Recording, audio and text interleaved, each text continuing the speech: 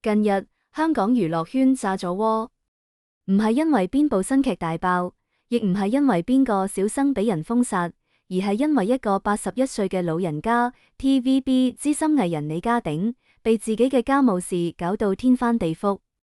就喺幾日前，港媒一篇標題炸裂嘅獨家報道，爆李家鼎女友係馬冠東阿媽，同李詠豪大鬥發爭產，直接將鼎爺收埋咗成20年嘅秘密揭咗個底朝天。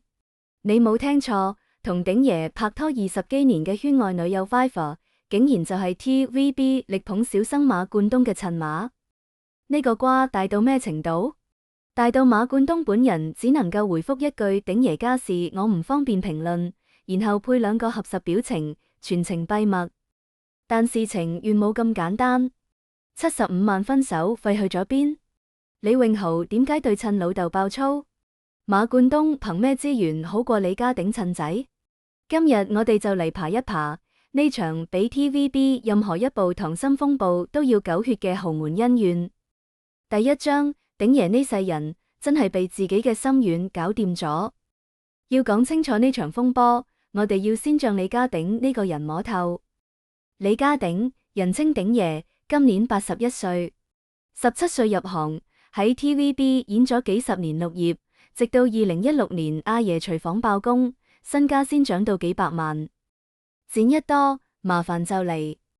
佢有一對雙胞胎仔，大仔李詠翰冇正經工作，3個細路全靠老豆養，光係每月生活費就要3萬港紙，呢幾年落嚟攞咗至少500萬。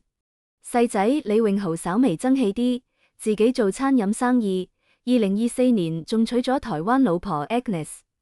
鼎爺當時高興到不得了，話等呢個新抱等咗20幾年，仲期待抱孫。但問題就出喺呢度，李詠豪結婚嗰日，佢親媽思明同親哥李詠翰一個都冇嚟。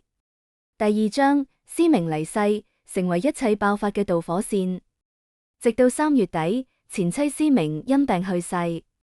思明同鼎爺1981年結婚，90年代因為性格唔合離婚。帶住2個仔去咗美國，雖然做唔成夫妻，但鼎爺一直俾錢出力，仲話追到美國求復合被拒。思明走嘅時候，鼎爺連最後一面都冇見到。大仔李詠翰搞掂喪事2日之後先通知佢，鼎爺當場就崩咗，體重部跌到54公斤，成個人瘦到變晒形。悲痛之下，鼎爺做咗個決定。將財產交俾細仔李詠豪管，仲公開曝光大仔多年嚟靠佬嘅事。呢一下，兄弟徹底撕破臉啦。第3章，兄弟互撕，錄音門大戰，邊個講大話一目了然。李詠翰一見老豆反水，即刻出手反擊。佢接受傳媒訪問嗰陣，放出咗一段錄音，聲稱細佬李詠豪同新抱 Agnes 軟禁老豆，控制財政，對高齡老豆惡言相向。呢招確實狠，輿論一度倒向佢嗰邊。但李詠豪都唔係食素嘅，佢直接公布咗完整版錄音，真相立刻大白。李詠翰放嘅嗰段錄音係經過精心剪輯嘅，佢將 Agnes 勸老爺嘅說話全部刪走咗。完整版入面 Agnes 係咁講嘅：爸，你唔好再將錢送去大哥嗰度啦。作為新抱，我老公係細仔，我哋只可以幫你睇住呢啲養老錢，你留返自己使啊。每一句都係苦口婆心，全部都係為咗鼎爺嘅晚年着想。結果被李詠翰一刀切走，反過來將新抱塑造成虐待老人嘅惡人。更勁爆嘅係 Agnes 喺錄音入面直接爆咗數，李家鼎唔止轉咗75萬俾大仔，仲有45萬、20萬、43萬。一筆一筆加埋，光係轉賬就有183萬港紙，再加上7、8年每月3萬嘅生活費同其他費用，總額至少500萬。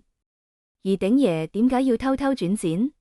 因為佢心軟啊，口頭答應細仔要守住錢財，背地裏又偷偷俾大仔轉，被 Agnes 發現對數之後，李詠豪先至嬲到阻止。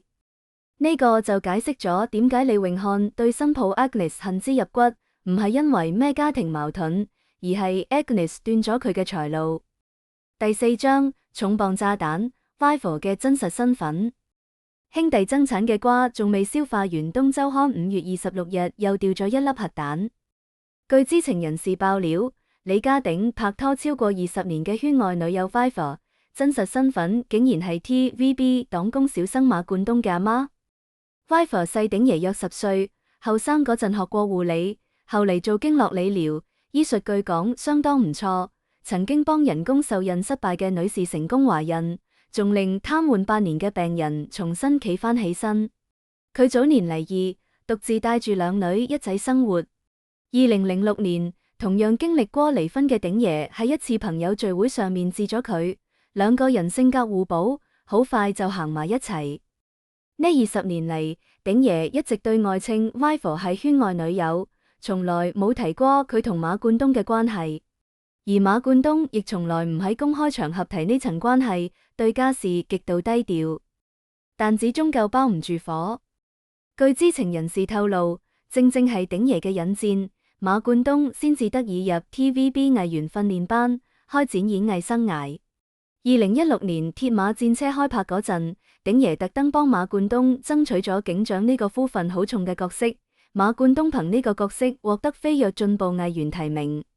而李家鼎嘅襯仔李永豪呢，只撈到一個客串車手嘅小角色。襯仔唔如女友個仔，呢個換邊個忍得到？第5章75萬分手費去咗邊？李永豪錄音入面爆咗粗，但最令人震驚嘅仲唔係馬冠東嘅身世，而係一段關於75萬分手費嘅錄音。據知情人士向東周刊提供嘅錄音顯示，李家鼎曾經喺1個禮拜6朝早急住出門攞錢，結果出咗車禍。外界一直以為佢係為個仔攞錢，但李永豪喺錄音入面直接戳穿咗真相。嗰日禮拜6，你朝早就打電話俾我老婆，話冇錢啦。冇錢？我哋即刻查你戶口睇，你係有錢嘅，你好清楚。就係要趁銀行禮拜6 1點閂門，急急忙忙跑出去。好啦，連天都唔幫你，撞車啦。你唔聽我哋講，急住出去，我都算至你40幾年啦。你到底喺做緊咩？咁急出去，一定係準備俾人剪，一定係俾馬冠東嘅媽咪。你品品呢番說話，40幾年嘅父子，個仔喺錄音入面急到爆粗，可見有幾寒心。後嚟李家鼎終於想通咗，主動叫 Viva 嚟住所提分手，為咗補償對方，一次過俾咗75萬港紙分手費。但李永豪同 Agnes 知道消息之後，火速趕去阻止，結果到嘅時候，錢已經交晒啦。Viva 攞錢走人，2公婆只可以眼白白。知情人士透露，呢75萬入面有一部分係 Viva 曾經患病嗰陣鼎爺俾嘅醫藥費，仲有佢日常嘅生活費同租金，全部由鼎爺包辦。換句話講，鼎爺唔止養住前妻一家、大仔一家，仲養住女友一家，一個人捱3份開銷，賺得多去得更快。更令李永豪嬲到人嘅係，當初佢同 Agnes 拍拖期間睇中一處物業，需要150萬首付，揾老豆幫手。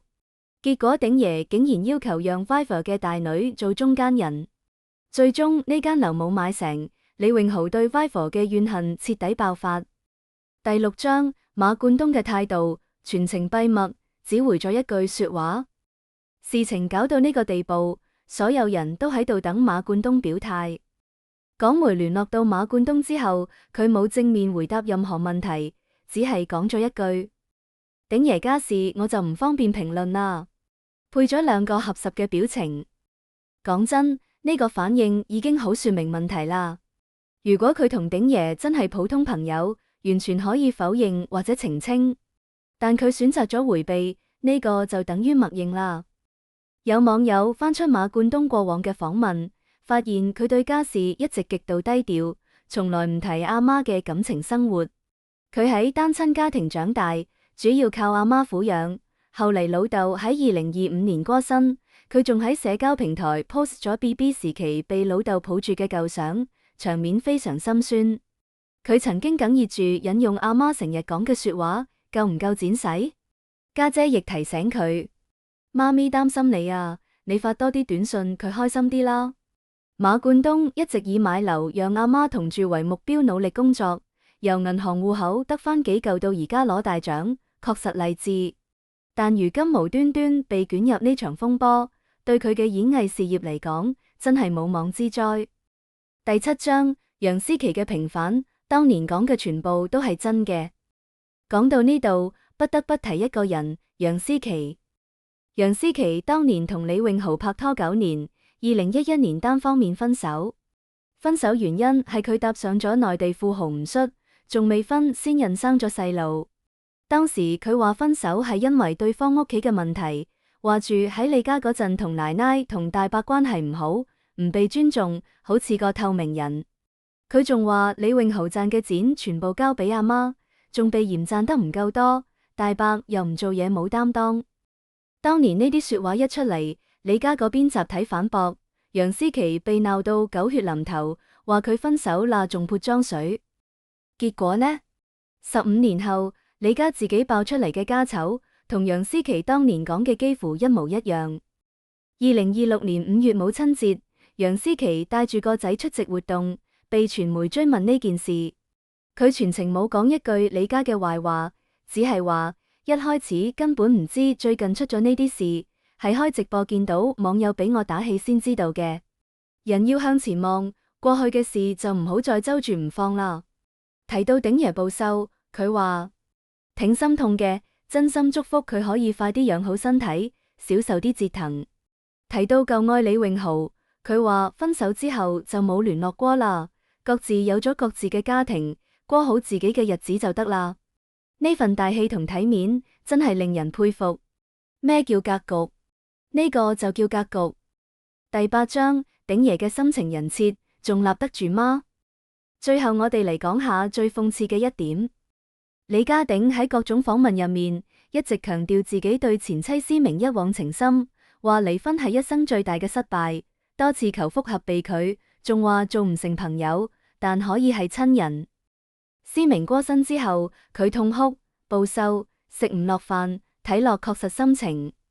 但如果東周刊嘅爆料屬實，咁呢位深情老男人喺離婚之後唔耐就同 Viva 一齊啦，而且一談就係20年，唔止養住 Viva，仲幫佢個女湊仔，出錢出力，甚至引薦佢個仔入行。更關鍵嘅係，佢俾 Viva 使嘅錢，比趁仔買樓嘅錢仲大方。趁仔要150萬首付，佢叫女友個女做中間人，最後黃咗。女友病咗，佢大手筆送錢。女友嘅日常開銷，佢全包。而另一邊，大仔李榮漢白攞咗至少500萬，仲獨佔祖屋，霸佔母親遺產。所以你話李榮豪點解急眼？換邊個唔急眼？據知情人士透露，李榮豪同 Agnes 對 Viva 嘅不滿已經累積咗好多年，唔止係因為錢，更因為鼎爺嘅偏心已經到咗令人無法忍受嘅地步。一位知情者私下評價，呢個女人唔簡單。